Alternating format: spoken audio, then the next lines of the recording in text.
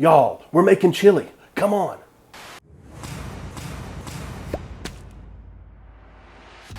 Welcome to Highfalutin Low Carb, the random web series where we find and test the best low carb recipes this crazy internet has to offer. Today, we're going to be tackling low carb chili. Stay tuned. All right, low carb chili. Can it be done? Today we're going to find out by taking two of the most popular low carb recipes for chili online and pitting them against one another and find out who's got the best recipe. Now I selected the first one, which is Keto Chili by ThatLowCarbLife.com, based on her reviews. There are almost 400 reviews for this recipe online, and the thing's got 4.5 stars. People rave about this chili. The comment section is blown up, so I'm excited to try that one. The second recipe is from our friends over at Gnom-Gnom.com, and it's the best keto and paleo chili. And I selected hers because not only is it highly rated and the comment section raves about the quality of the chili, but she has a couple of secret ingredients in the recipes, so we're going to try those out. All right? Now, you've probably never seen me cook in a cap before, and you may tell by my voice, I am not feeling so great right now. And it's snowing outside, and I've had a fever for 3 days, so there's nothing that's going to hit the spot better than some great chili. So I decided I couldn't wait anymore to get this video out. I threw on a ball cap, and here I am. Just forgive me for the way I look and sound. All right, let's get to it. Now before we begin, I want to give a huge thank you to Thrive Market for sponsoring this video. Thrive Market is an online marketplace on a mission to make healthy living easy and affordable for everybody. You can shop for thousands of the best-selling natural and organic foods and products at up to 25 to 50% off retail prices. Now it's easy to shop there because you can filter their entire catalog by your values and dietary preferences. Now for us, that's going to be low carb and keto products, but it could also be for raw, vegan, non-GMO, whatever it is that you're looking for in the products that you buy. You can filter their entire catalog and shop for those products exclusively. Now, like a lot of big box discount stores, there is a membership fee to join, but the nice thing is that for every membership that Thrive Market sells, they also give one away to a veteran, to a teacher, to a family in need, people that might otherwise not have the opportunity to shop there. And they also have a happiness guarantee. If you don't actually make up in savings the amount that you've spent on your membership, they'll refund that back to you. That's how strongly they believe in their savings. And right now, if you're new to Thrive Market, you can use the link down here on the screen, also in the video description below. They have 3 membership levels. You can do 1 month membership if you just want to try it. You can do a 3-month, or you can do the one that I chose, the 12-month membership, which gets the price down to about $5 a month if you choose that option. And it's also risk-free. If you don't like it, cancel within 30 days and they'll refund your entire membership fee to you. All right, thank you Thrive Market for sponsoring this video. I really appreciate your support. Go check them out, guys. All right, let's go make some chili. All right, guys, so for our first recipe, we're going to do the best paleo and keto chili by Gnom-Gnom.com. I've already got a little bit of olive oil heating here in a Dutch oven, and we're starting with this recipe first because it's going to take the longest to cook. This has to cook a minimum of 3 hours simmering, or up to 8 hours. Obviously, she says the longer the better. She also implores you that the reason that this chili tastes so good is that you have to thoroughly cook and brown every single item as you go. So we're going to start with a little bit of onion, and this is a white onion, and in that goes, we're already quite warm here. And we're just going to keep this moving, she says, for about 8 minutes. She also said to put the garlic in with this, but I'm going to give it just a minute or two before I throw the garlic in. Garlic tends to burn if you get going too rambunctiously. So she wants us to fully brown this all the way. And if you want to know, if you're new here, I don't give exact amounts. These are not my recipes. I'm just here to test these recipes. I want you to go to the links down below to find out exactly how much ingredients we're putting in everything. The people that did the hard work and created these recipes, they deserve the traffic. So be sure to use the link down below to go to Gnom-Gnom.com. All right, so we're just going to let this brown. I'll add in the garlic here in a couple of minutes, and I'll see you back here in about 8 minutes. All right.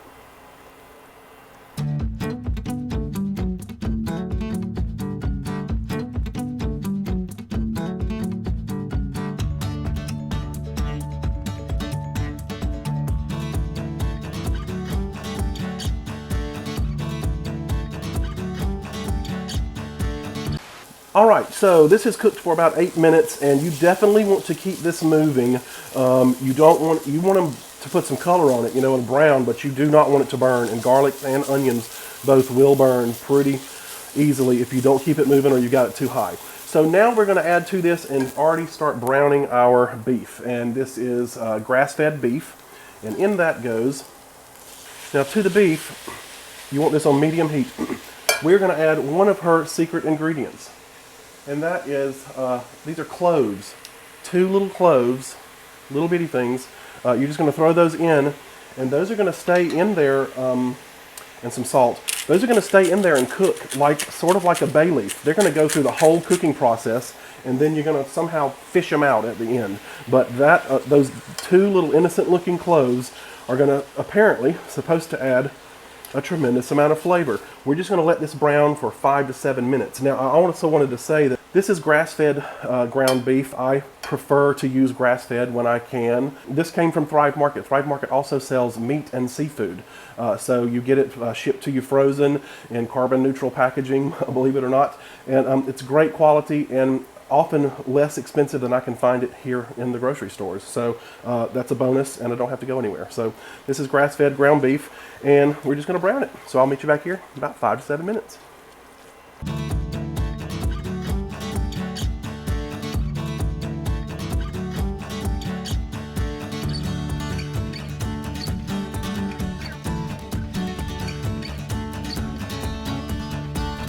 All right, so now it's been about 5 minutes here, and our beef is already nicely browned.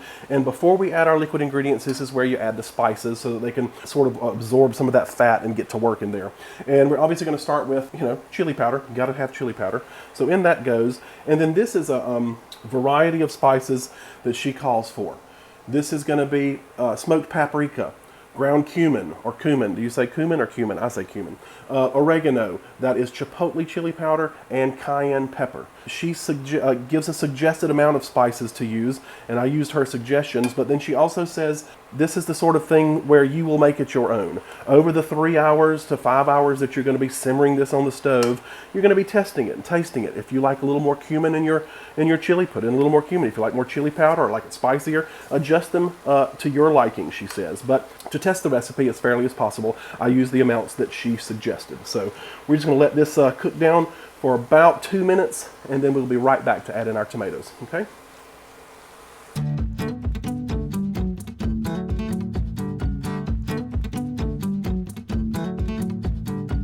Okay, so now it is time for the tomatoes. And this is a can of tomatoes, and this is where, I'm just going to go ahead and put this in.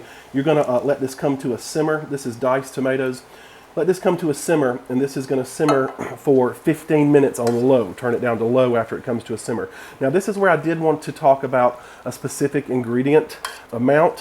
Her recipe, she lists her recipes in metric and US.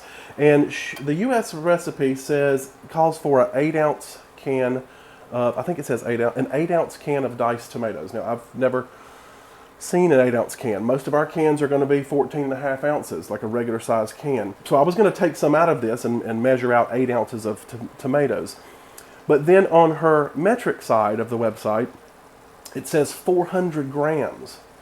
Well, 14.5 ounces is 411 grams. So there seems to be a little bit of a discrepancy in the math. So I'm going to go by her metrics measurements, which tend to be a lot more exacting, and since it called for 400 grams, this is a 411 gram can. It's just would be a tablespoon less out of that, and I'm going to use the 14.5 ounce can. If that is not correct, somebody let me know from Gnom-Gnom.com, and we'll see what we go. But I think it's calling for a 14 ounce can, and that 8 ounce can might just be a typo. So all right, this is going to cook down and simmer for 15 minutes. I'm going to do that off camera because nothing about this is going to change. I'm not going to time lapse that for you. I will just meet you back here in 15 minutes, and we'll put the other ingredients in and go from there, because these are the secrets. All right, I'll meet you right back here. Okay guys, so we're back. It's been 15 minutes exactly, and this is cooked down beautifully. As you can see, those tomatoes have really done their thing and are starting to break down. Now here is where we're going to add in the last of our liquid ingredients before this goes on its long, slow adventure of 3 to 8 hours. The first of those is kind of, expected. This is going to be beef broth, right? So in that goes beef broth. And then along with that is maybe not so unexpected. This is beer. This is low carb beer. Get a low carb gluten-free beer, and it's just a dab of that. Again, if you want to know exactly how much to use, visit her link down here on the web. And then this is one of the more interesting ingredients, not terribly unusual, but has a lot of flavor. This is strong brewed coffee. So just a little bit of coffee, almost an espresso shot. Like it is very strongly brewed. So in that goes, and that just adds sort of a depth of flavor, a lot like it does when you use it in chocolate, baked goods. You add a little dash of coffee, really brings out the chocolate flavor. So this is going to, you just stir this together, and we are going to move this to the back burner over here on the stove, and this is going to do its job. I'm going to let it cook for 3 hours. That'll be the minimum, she said. Again, the longer you cook it, the more flavor you're going to develop. But we're going to go for 3 hours. You just can add a little splash of water or broth as it cooks as needed, because this is going to cook with a simmer on low with the lid off. And now I'm going to move this back there, clean up, and we're going to start on recipe number 2. I appreciate you sticking with me. All right, see you in just a bit. All right, so we're back, and it's time to start our second recipe. This is Keto Chili by thatlowcarblife.com. Again, be sure to check all these recipes out on the link here on the screen or in the video description below. Now, like I said before, this has 375 something reviews, and people rave about this chili, and it is much less involved than the Gnom-Gnom.com recipe, but we're going to see if the results are close to the same. This one, we're just going to throw in a lot of this stuff at the beginning and cook it together. There's no calling for it to brown between the steps. Now, I'm sure if you wanted to do that, you would get a lot more depth of flavor, just like we did in the other recipe. But as you know, I follow the recipes exactly as written, and it does not call for that, so it's unfair to do that and test it. So we're going to start now with our ground beef and our onion and our bell pepper. So again, this is the grass-fed ground beef. This again from Thrive Market. So all this will go in a pot over medium heat. Get out of the bowl. And this is a yellow onion. I generally usually prefer white onions because they have less carbs than sweet onions or yellow onions, but she specifically called for yellow onion, so that's what I'm using. And then also a bell pepper, a diced bell pepper. And I gotta say that, so we're just gonna cook this down over medium heat. I've gotta say that I normally would dice my onions and bell peppers by hand. You just get a finer, a more uniform dice on it, but I just don't feel so great, so I use the food processor on these, and that's why they don't look so uniform in size, the pieces, but it cooks down for so long that I think we'll be fine. So we're just going to brown this, and when this is browned, as soon as it's brown, we're going to drain off the fat. She calls for draining the fat. The other recipe did not, so I'll just let this work for a minute.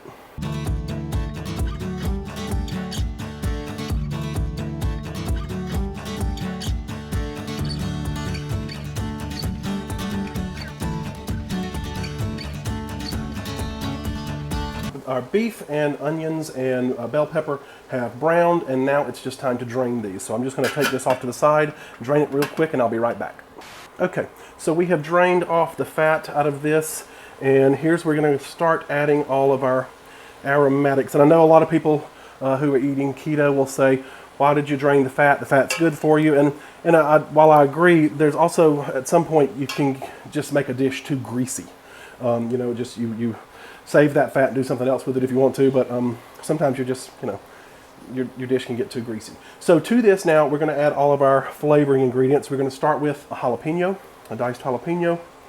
I did take the seeds out of it. I'm not a huge fan of super spicy stuff, so a lot of the heat is in a jalapeno's seeds. And this is garlic, tomato paste. It's going to be a lot of flavor there. Tomato paste is very concentrated, but it also has carbs, high in carbs, so look for the lowest in carbs that you can. And then we're going to add, again, a can of diced tomatoes. And this is where just everything's going to go in the pool here and go for a swim. This is beef broth, considerably more beef broth than our other recipe. And lastly, we're putting in our spices, and that's a fairly simple mix of obviously chili powder, cumin, and salt. And that's all she uses in hers. So in that goes, and we're just going to give all of this a good mix. And then this is going to simmer, again, on the back stove back there for 1 hour. She calls for 1 hour. Again, if it gets too thick on you, add a little bit of beef broth or water as needed. You may not need any. This is gonna go in the back, and I'll meet you back here in 3 hours. I'll let this cook for an hour and then just sort of put it in the back and keep it warm. So I'll meet you back here in 5, 4, 3, 2, 1. So we're back. It is 3 hours later. Actually, it's about 3 hours and 15 minutes later. And both of our chilies, as you can see here, are done. This is the Gnom-Gnom.com chili. And this is that lowcarblife.com chili, Keto Chili. And this one might be the hard one to see because the sides of the pot are a little bit taller. This cooked for an hour. I did throw it back on the burner for just 5 minutes just to bring it to the same temperature as this. So we cooked them exactly as their recipe stated, and that's the way we do things here. First thing I want to talk about is portion size. Both of these claim to have 6 portions. And I say claim because it's 6 bowls of chili in each one. I will say that the Gnom-Gnom.com had a pound of beef. Low Carb Life chili had a pound and a half. So there's a half-pound difference there. But I have a hard time thinking that this is 6 bowls of chili. Here, let me show you. Get out of the way. Get some light on this. All right, I want to take this down. This is just one of those cafeteria spoons, right? So that spoon is not a bowl of chili, right? That's a spoon of chili. So let's have this, cut this in half, just so we can see how much we've got here, okay? So I'm just going to take 1 spoon of chili. Okay, that's probably much. Okay, there's 1. Here's 2. Here's 3. This is how much we got left. There's 4.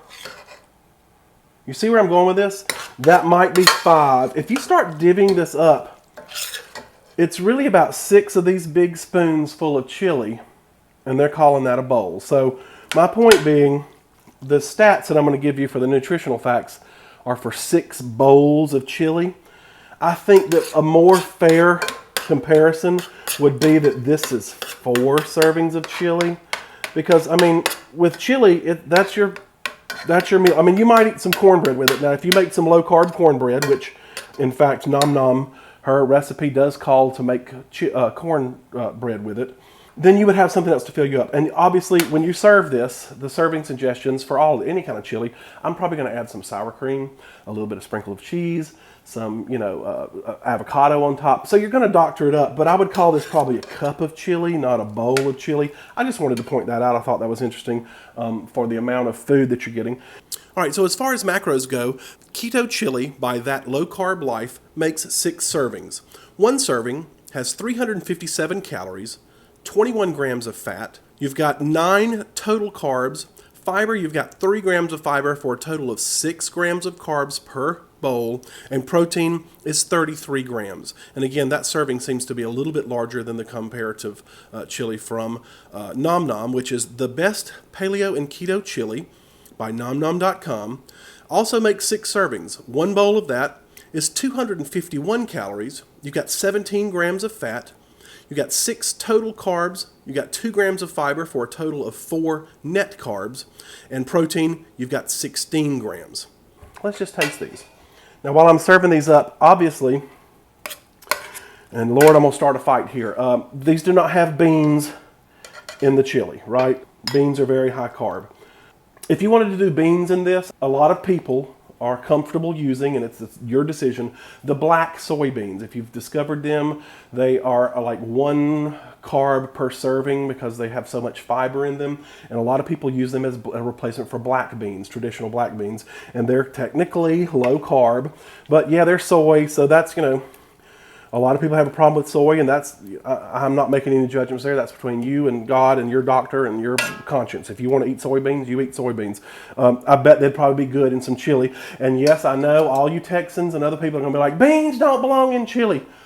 I know, but the rest of the world puts beans in their chili. A lot of us do. And I know that's probably not correct. And Lord, that's like me saying, the most controversial I've ever gotten on this channel is when I said sugar did not belong in cornbread during the cornbread battle. I'll leave a link up to it, wherever it is. You'd have thought I'd stuck a broom handle in a wasp nest. The comment section went crazy. I love sweet cornbread. Y'all don't get too, this is just food. We're just having a good time talking about food. I don't like sugar in my cornbread. I don't think sugar belongs in cornbread, but a lot of people do, and that's okay. And a lot of people think beans belong in chili, and that's okay too. So my point is, if you want beans in chili, try the black soybeans. I'm curious to know if anybody's tried them. If you have, let me know in the comments below. I've actually never tried them. I also read that you can use boiled peanuts, which I love. Ugh. You can use boiled peanuts as a bean replacement in chili. Shell the boiled peanuts, put a few in while you're cooking it, and they absorb the chili flavor and taste like a kidney bean.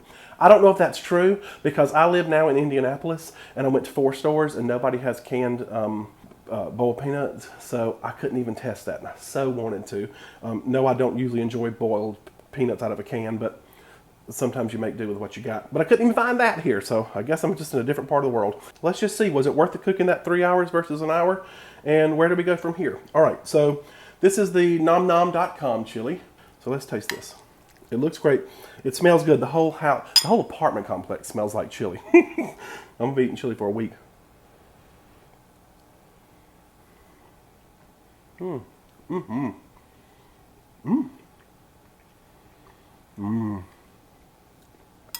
That is really good. Really rich flavor.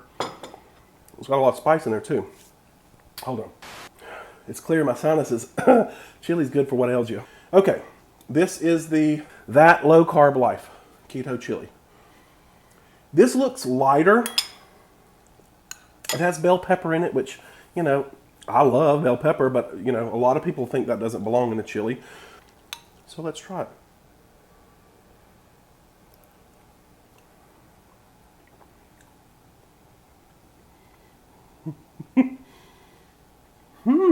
That is good. Wow.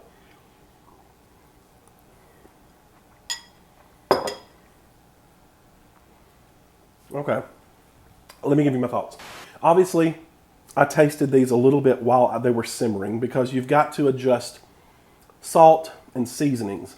Also, when I'm cooking things like this that are going to be boiled down or simmered for a long time, I use low sodium broths. So the beef broths were both low sodium, and the tomatoes were no salt added tomatoes because I'd rather be able to control that, because there's nothing worse than simmering something down for 3 hours and all those salts from all those products concentrate and you've got something so salty you can't eat it. So I adjusted the salt and the seasonings. I did not adjust any of the other seasonings, just salt and pepper.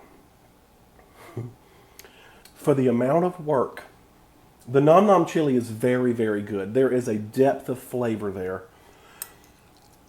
It's just a hint of it, but it is much deeper in flavor. Had I cooked it for 5 to 8 hours, like she said, maybe that would have increased.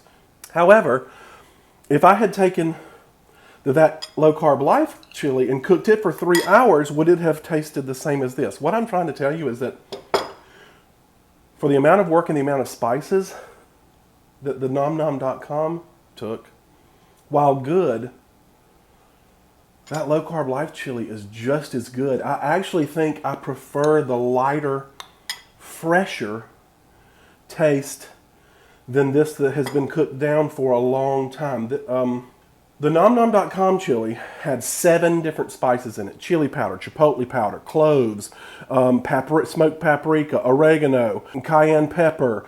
There was another one, cumin. That's about $25 or $30 worth of spices at the grocery store if you're going to go shop for it. That Keto Life chili had 2 spices. It had chili powder and cumin and salt.